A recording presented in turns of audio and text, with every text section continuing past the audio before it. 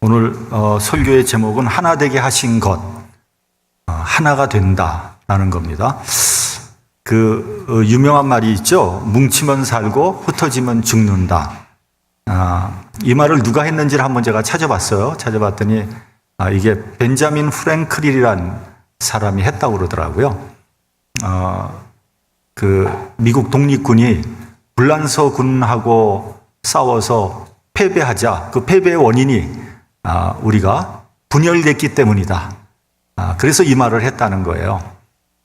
우리나라 사람 중에서 누가 제일 먼저 했나를 알아봤더니 이승만 대통령이더라고요.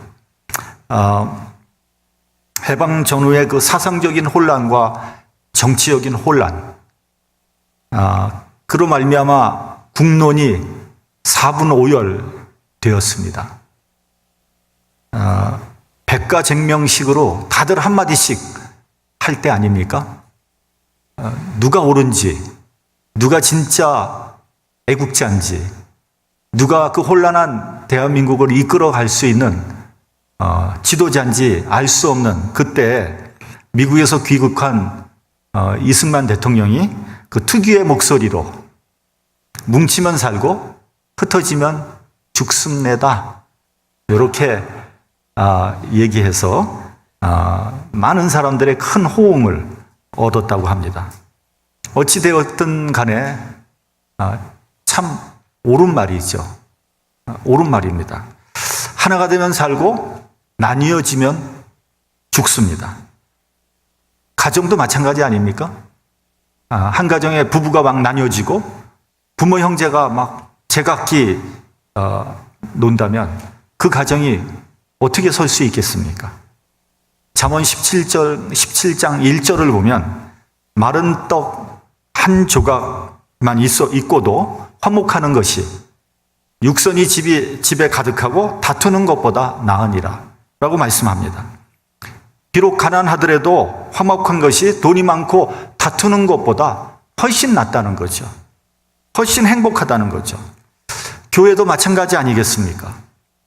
허구한 날 교회에서 싸움한다면 그 교회가 어찌 제대로 설 수 있겠습니까?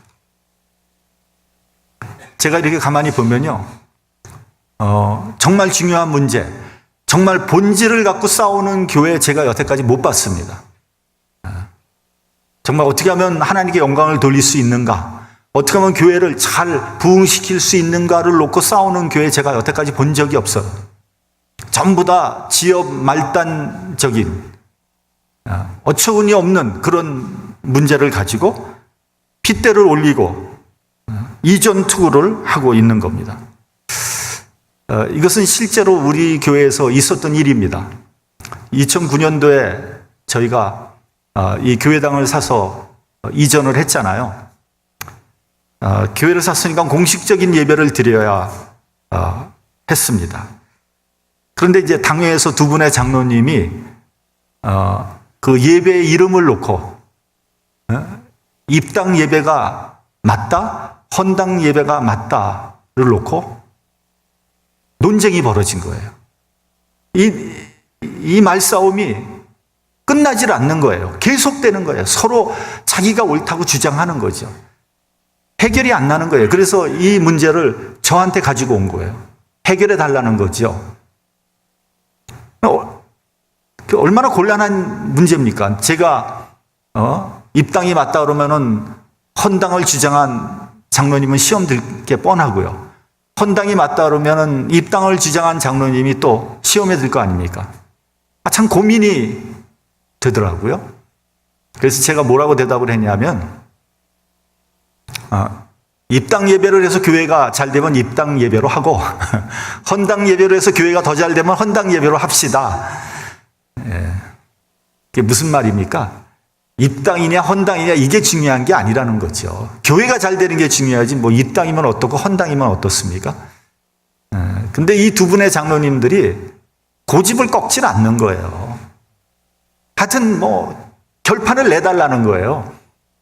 어떻게 하면 좋겠습니까? 그래서 제가 좋습니다. 제가 그러면 결론을 내겠습니다. 저한테 일주일에 말미를 주십시오. 제가 좀 생각하고 기도해 보겠습니다. 그 대신 제가 결정하는 거에 대해서 토를 달지 마십시오. 전부 다 순종해 주십시오. 그리고 난 다음에 일주일 후에 결정을 했습니다. 입당 예배로 결정을 한 거죠. 입당 예배로 결정을 한 이유는 두 가지 정도 있었습니다. 첫째는 우리가 이 교회당을 샀지만 이게 우리 교회당이 아니잖아요. 예? 은행돈 70%를 빌려서 샀으니까 이게 은행 거지 이게 무슨 우리 겁니까 이게. 예? 은행 것을 갖다가 하나님 앞에 봉헌을 한다? 그 좀 말이 안 되잖아요. 예? 내 거를 봉헌하면 몰라요. 은행 것을. 두 번째는 이 교회를 처음에 미국 사람들이 지었을 때 하나님 앞에 봉헌했을 거 아니에요. 그렇죠? 근데 같은 것을 또 뭘 또 봉헌을 하냐고요. 똑같은 것을 하나님께 두 번 봉헌하는 거 아닙니까? 그래서 입당 예배가 그래도 더 합당할 것 같더라고요. 그래서 이제 입당 예배로 이렇게 정했습니다. 그런데 이 문제로 인해서 헌당 예배를 주장한 장로님은 결국은 교회를 떠나고 말았어요. 그러니까 그 장로님에게는 교회가 발전하고 부흥하는 것보다는 자기의 체면과 자기의 주장이 더 중요했던 거죠. 조금 마음에 들지 않더라도 교회를 위해서 자기의 주장을 좀 꺾을 수 있는, 그리고 포용할 수 있는 그런 넓은 마음, 그런 성숙한 자세가 참 아쉽더라고요. 장로님까지 됐는데. 여러분, 케이스는 다르지만 교회에서 이런 문제들이 얼마나 많이 일어나는지 모릅니다. 그래서 교회의 에너지를 정말 주의 일을 하는데 모아야 되는데 엉뚱한 데로 다 빠져나가는 거예요. 교회의 에너지가 다 빠져나가고 목사는 지치고 교인들은 피곤하고. 여러분, 우리나라는 아주 작은 나라죠. 제가 보니까요, 남북한 합해서 22만 877 제곱킬로미터더라고요. 뭐 남한만 따지면은 뭐 9만 얼마밖에 안 돼요. 아주 작은 나라죠. 여러분, 세계에서 제일 큰 나라 어딘지 아시죠? 예. 예? 어디죠? 제일 큰 나라 세계에서. 예, 러시아죠, 러시아. 예. 그건 다 알아요. 모르는 사람 없어요. 두 번째 큰 나라. 여기서부터 이제 조금 헷갈리기 시작해요. 캐나다. 아까 들었거든. 캐나다입니다. 세 번째 큰 나라 어디인지 아세요? 우리가 사는 미국이에요. 네 번째로 큰 나라 중국입니다.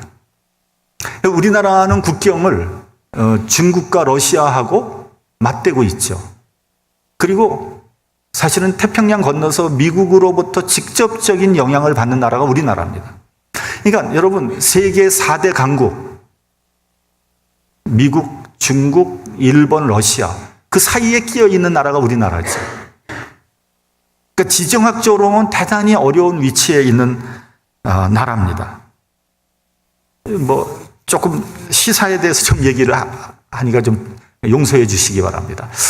과거에는 전 세계를 미국과 소련이 양분해서 서로 치열하게 다퉜죠.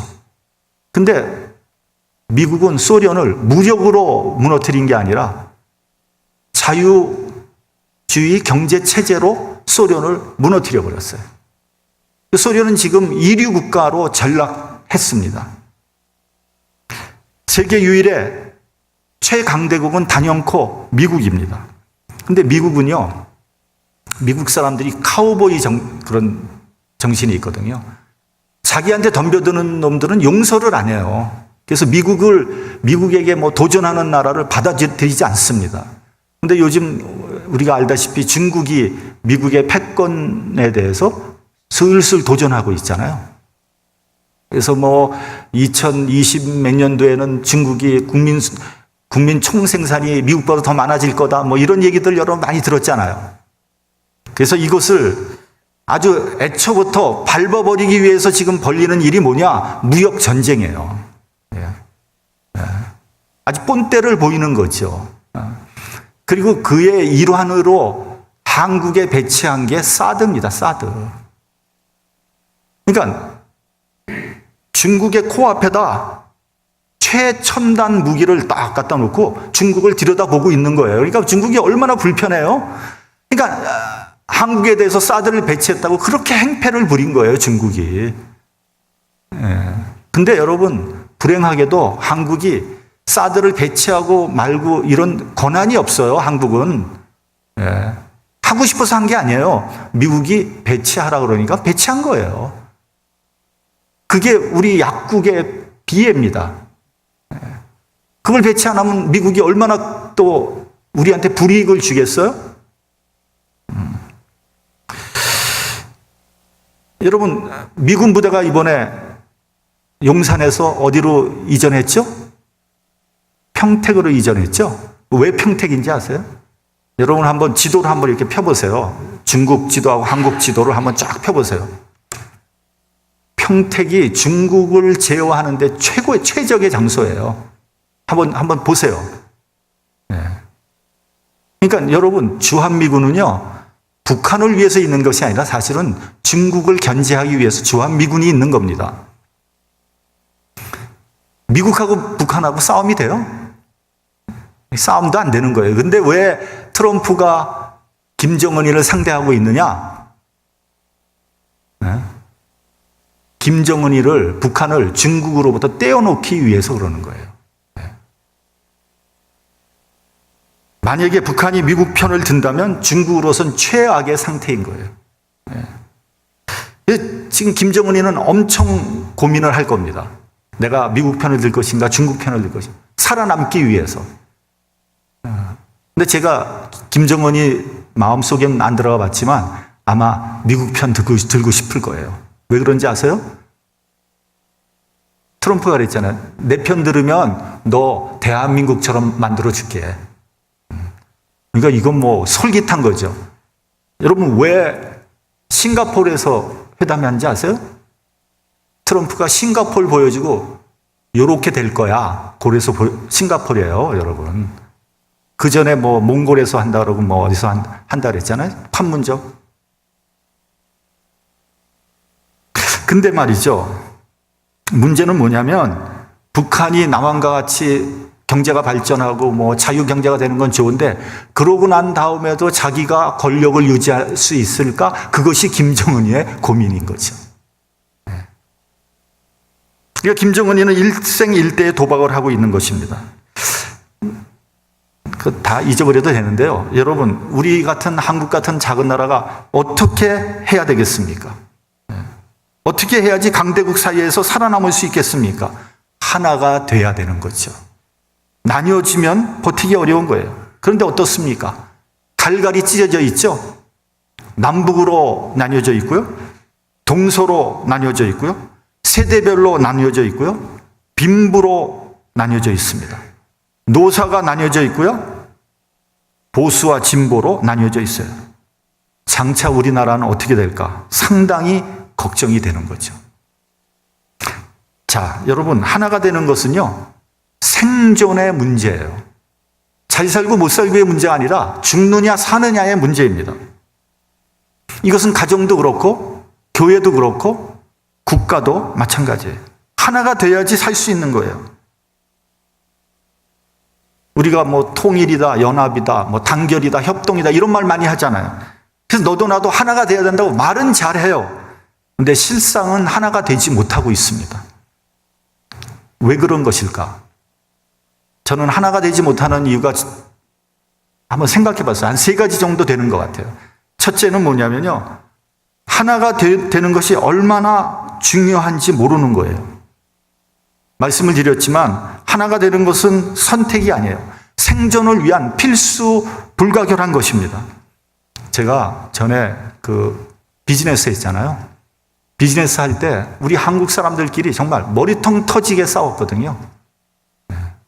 너 죽고 나 살지 않은 식으로 싸웠어요. 그러니까 이게 보통 가격으로 잘 팔 수 있는 것도 옆집하고 싸움하는 것 때문에 그냥 덤핑을 하는, 막 깎는 거예요. 상대방이 죽을 때까지 그렇게 싸웠거든요. 저 남부 시카고에서.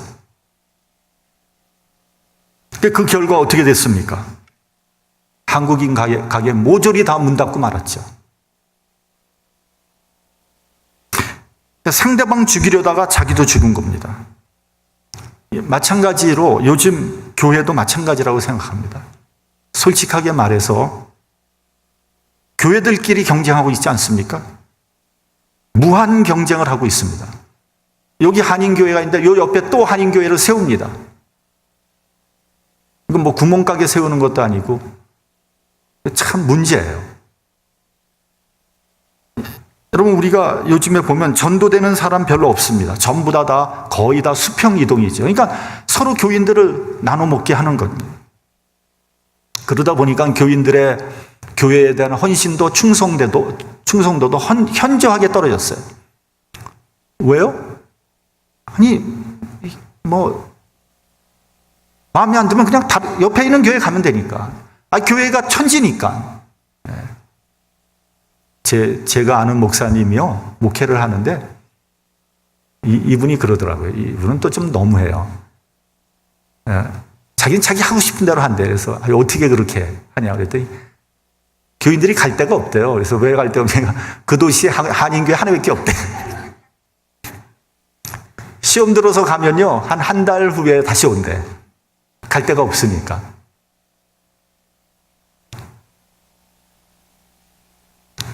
사도 바울은 로마서 15장 20절에서 내가 그리스도의 이름을 부르는 곳에는 복음을 전하지 않기로 힘썼노니 이는 남의 터 위에 건축하지 아니하려 함이라고 했습니다. 전 이러다가 한인교회 전체가 위험에 빠지지 않을까 걱정이 되는 거예요. 둘째로 하나 되기 위해서 치루어야 할 값이 있는 거예요. 여러분, 하나 되는 것은 공짜로 되는 것이 아닙니다. 누군가가 먼저 희생하고 헌신해야 됩니다. 누군가가 자기의 유익을 유보할 줄 알아야 돼요. 그래야 우리가 하나가 될 수 있습니다. 근데 문제는 내가 먼저 양보하고 희생하지 않으려고 하거든요. 하나 되지 않는 거예요. 여러분, 우리가 지혜롭게 생각해야 됩니다. 하나 되지 못해서 입는 피해, 그리고 내가 지금 당장 양보해서 손해보는 피해를 비교할 줄 알아야 돼요. 물론 지금 당장 내가 손해보고 있습니다. 그러나 하나 되지 못해서 당하게 되는 그 피해, 그 지금 당장 내가 손해보는 거를 좀 비교를 해봐야 돼요. 어느 게 더 큰 피해인가? 예를 들면 한 가정이 이혼하려고 합니다. 물론 그런 사정이 있죠. 얼마나 힘들면 이혼하겠습니까?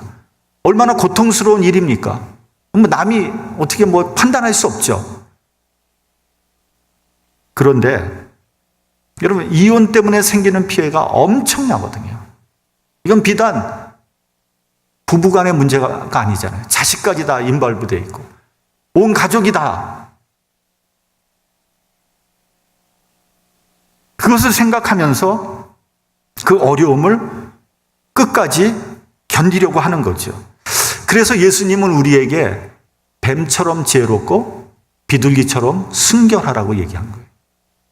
뱀처럼 지혜롭다 그러면은 무슨 사악한 걸 얘기하나? 그게 아니라 스마트하라는 거예요.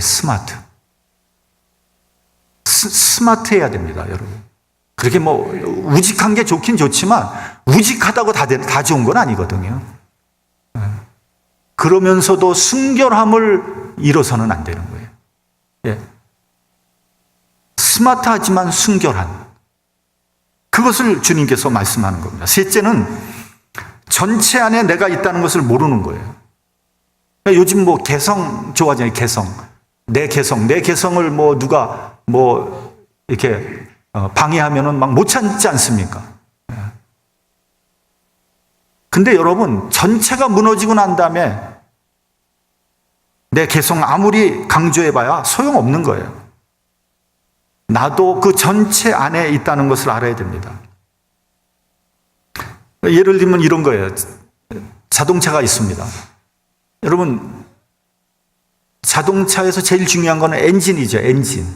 예? 근데 여러분, 엔진만 있다고 다 해결되는 건 아니잖아요. 예? 엔진만 좋다고 자동차가 움직입니까? 자동차에는 약 2만여 개의 부품이 있습니다. 그 중에 우리가 보기에 하찮은 것도 그것이 없으면 자동차가 움직이질 못하는 거예요. 모든 일이 이와 같습니다. 전체가 하나로 합해질 때 그 각각의 의미도 있는 겁니다. 그러니까 여러분, 분열이라는 것은 전체를 죽이는 동시에 또 각 개인을 죽이는 어리석은 행위인 것이죠. 그러면 우리가 이렇게 하나가 돼야 되는데 어떻게 해야지 하나가 될 수 있나? 그 기본적인 자세를 본문에서는 4가지로 말씀하고 있습니다. 이 본문 2절을 같이 봉독하겠습니다. 2절 시작. 모든 겸손과 온유로 하고 오래 참음으로 사랑 가운데서 서로 용납하고. 자, 겸손, 온유, 오래 참음, 사랑 가운데 서로 용납하라. 첫째는 겸손입니다. 겸손은 하나가 될 수 있는 가장 중요한 덕목입니다. 여러분, 겸손하지 않으면요 절대로 하나가 되지 못합니다. 교만한 사람들 모여 있어 보세요. 어떻게 하나가 될 수 있겠습니까? 근데 문제는 뭐냐면요, 거의 모든 사람이 겸손하지 않다는 데 문제가 있는 거예요. 여러분 스스로에게 한번 물어보세요. 나는 겸손합니까? 거기에 대해서 여러분 어떻게 대답하시겠습니까?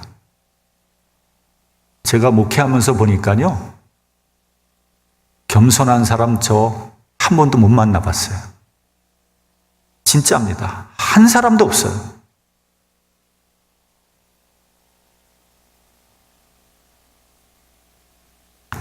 겸손한 척 하는 거죠. 네, 겸손한 척. 아유, 목사님. 근데 그런 사람이 더 무서운 거 아세요?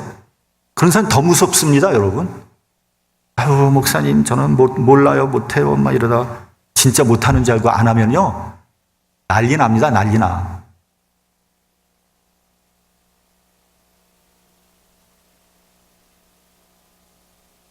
여러분, 겸손은요, 진짜로 그리스도 안에서만 가능한 겁니다. 왜냐하면은 내가 죄인인 것을 절감해야지 겸손해지거든요. 내가 죄인인 것을 다윗이 자기가 죄인인 것을 절감했을 때 나단 선지자가 와서 꾸짖는데 그대로 순종하지 않습니까? 그게 겸손이거든요. 한 나라의 임금이 그대로 순종하는 것. 내가 죄인 중에 괴수인데 누구를 판단하고 정죄할 수 있겠습니까? 야고보서를 보면 입법자와 재판자는 오직 하나님인데 너는 누구가 내 이웃을 판단하느냐라고 말씀하고 있습니다. 여러분, 재판자는 하나님 한 분입니다. 내가 재판하고 내가 판단하지 마십시오. 둘째는 온유해야 됩니다. 온유라는 것은요, 자신의 힘과 능력을 절제할 수 있는 그런 능력을 얘기하는 겁니다. 내가 돈이 있고 권세가 있다고 내 마음대로 다 휘둘러서는 안 됩니다. 갑질해서는 안 됩니다. 힘없는 사람을 막 짓눌러서는 안 됩니다. 네. 내가 할 수 있다고 다 하면 안 됩니다. 전체를 위해서 나를 조절하고 제어할 줄 알아야 됩니다. 온유한 사람은요, 조화를 이룰 줄 아는 사람이에요. 조화를. 여러분, 조화를 이루지 못하는 사람은 절대로 온유한 사람 아닙니다. 교만한 사람입니다. 네. 특별히 교회에서 온유한 사람이 필요하죠. 온유한 사람은 겉으로 드러나지 않습니다. 보이지 않는 곳에서 말없이 부족한 부분을 감당합니다. 어떤 사람은 막 앞장서서 설치는 사람인데 그런 사람 몇 있으면 교회가 산으로 올라갑니다. 온유한 사람은 그런 사람 옆에서 그 모난 부분을 가려주고 그 부족한 부분을 메워주는 사람입니다. 온유한 사람이 많아야지 조용하고 평화로운 교회가 되는 겁니다. 셋째로, 우리가 하나 되기 위해서 오래 참아야 합니다. 기다리고 인내하는 마음이 필요합니다. 그래야지 우리가 하나 될 수 있는 겁니다. 일이 될 때까지, 성숙할 때까지 기다리는 거예요. 급하다고 뭐 일이 되기 전에 일을 다 공개해서는 안 됩니다. 특별히 하나님의 사역은 하나님의 방법으로 하나님 때가 될 때까지 기다려야 됩니다. 서두른다고 되는 거 아닙니다. 그런 면에서 우리 교회는 교육관을 위해서 3년 넘게 계획하고 기다리고 기도해 왔습니다. 어떤 분은 그럽니다. 목사님, 교육관 되긴 되는 겁니까? 됩니다. 모든 것이 하나님 때에 되는 겁니다. 아직 여러 가지로 부족하기 때문에 더 기도하고 성숙할 때까지 기다리게 하는 겁니다. 그러나 이제 거의 다 왔어요. 턱밑까지 왔습니다. 하나님의 때에 모든 일이 순조롭게 이루어질 것입니다. 제가 이렇게 인생을 살아보니까요, 결국 끝까지 기다리고 참는 사람이 이기더라고요. 여러분 싸움할 때도요, 먼저 막 성질내는 사람 그거 항상 집니다. 예. 딱 차분하게 기다리세요. 그럼 여러분 이깁니다. 부부간에 싸움할 때도요, 먼저 성질내면 지는 거예요. 예. 끝까지 참고 있어요. 넷째로, 사랑 안에서 서로 용납해야 됩니다. 용납한다는 건 있는 그대로 받아들인다는 거죠. 있는 그대로 받아주시기 바랍니다. 부부간에도 있는 그대로, 부인은 남편 그대로, 남편은 부인 그대로. 우리 와이프는 왜 저럴까? 내 남편은 왜 저렇게 바보 같을까? 그런 불만 가지고 있는 분들 많아요. 근데 여러분, 두 가지로 생각하시기 바랍니다. 첫째는 나도 부족한 사람이다. 내 부인만 부족한 것이 아니라 나도 부족한 사람이라는 겁니다. 하나님께서요, 그런 사람들끼리 이렇게 만나도록 해준 거예요. 부인이 마음에 안 들 때 부인도 나를 마음에 안 들어 한다는 걸 알아야 되는 거예요. 내가 무슨 되게 잘난 사람인 줄 아십니까? 자기 주제를 알아야 되는 겁니다. 근데 여러분, 정말 똑똑하고 잘난 남녀가 만나서 결혼하면 행복할 것 같아요? 천만의 말씀이요. 서로 자존심 싸움하고 서로 자기가 잘났다고 너는 어느 학교 나왔니? 뭐 이러면서 싸우면은요, 지옥이 따로 없습니다. 잘난 척하면요, 화합이 안 되는 거예요. 내가 부족하다고 생각할 때 가정이 천국이 되는 겁니다.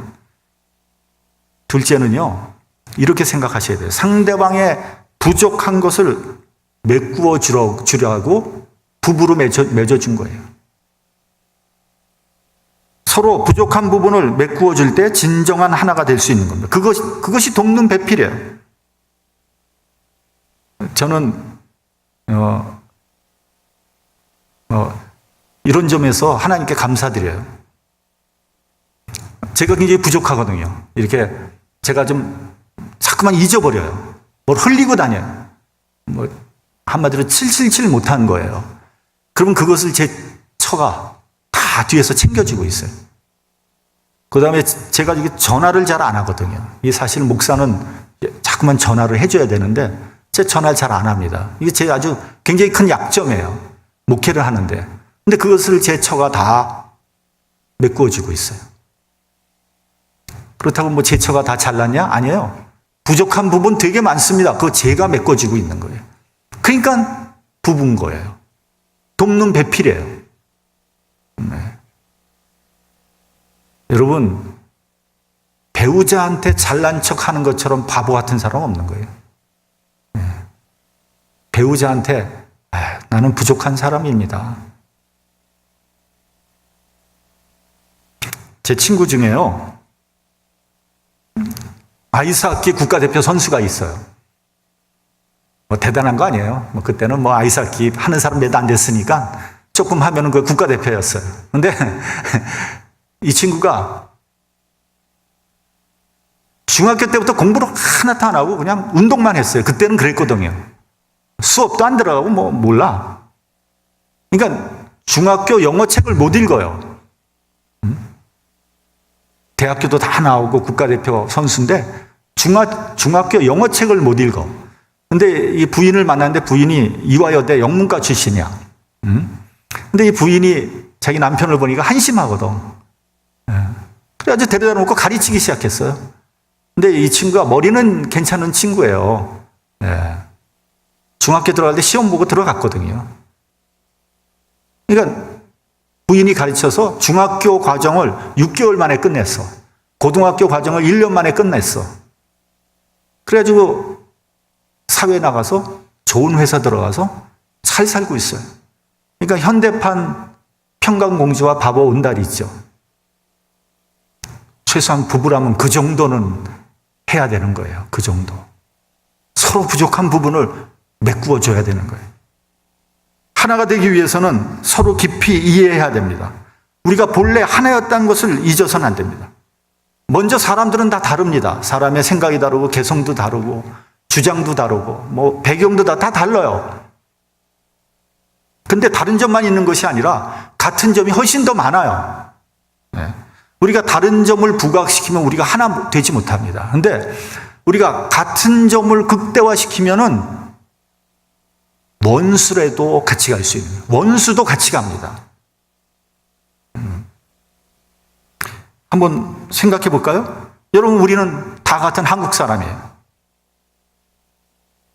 비슷한 환경에서, 비슷한 역사 속에서 살아온 사람들이에요. 그렇잖아요. 우리의 경험이 다 비슷하잖아요. 그리고 다 미국에 이민 왔잖아요. 지금 시카고에 살고 있잖아요. 우린 동시대를 살아가는 사람이에요. 우린 같이 늙어가고 언젠간 다 죽을 거예요. 그리고 우리 교회 묘지에 묻힐 거예요.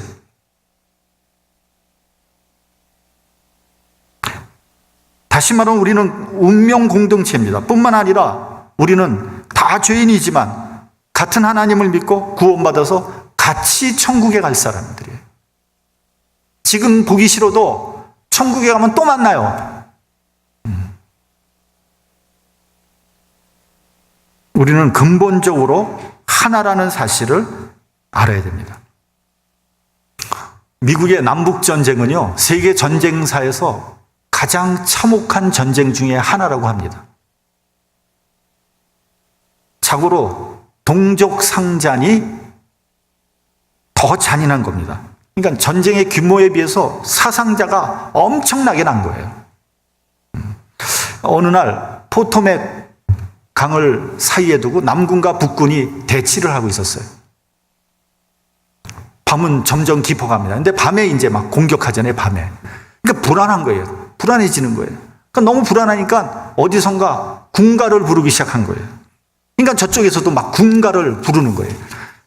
목이 터지게 부르는 겁니다. 근데 그러다가 어느 순간에 한쪽에서 홈 스윗 홈이라는 그 미국 민요를 부르기 시작합니다. 즐거운 곳에서는 날 오라 하여도, 그러니까 저쪽 강 건너편에서 내 쉴 곳은 작은 집 내 집뿐이리. 서로 이어서 부르기 시작하는 거예요.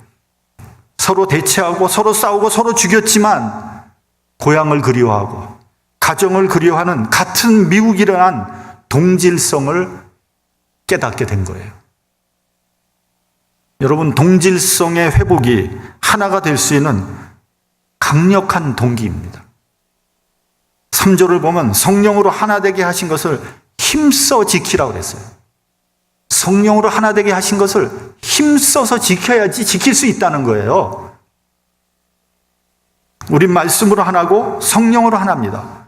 본질적으로 하나고 장차도 하나인데 우리가 이 세상을 살면서 사소한 차이를 극복하지 못하고 분열한다면 말이 되지 않는 겁니다. 말이 되지 않는 거예요. 하나됨의 평화가 있고 하나됨의 은혜가 있고 하나됨의 능력이 있는 겁니다. 하나도 되지 못하고 나는 은혜 받았다. 나는 하나님의 자녀다. 하나님의 제자다. 부끄러운 겁니다. 우리가 하나가 될 때 하나님께서 함께 하시고 하나님의 놀라운 역사를 우리가 감당하게 될 것입니다. 기도하겠습니다.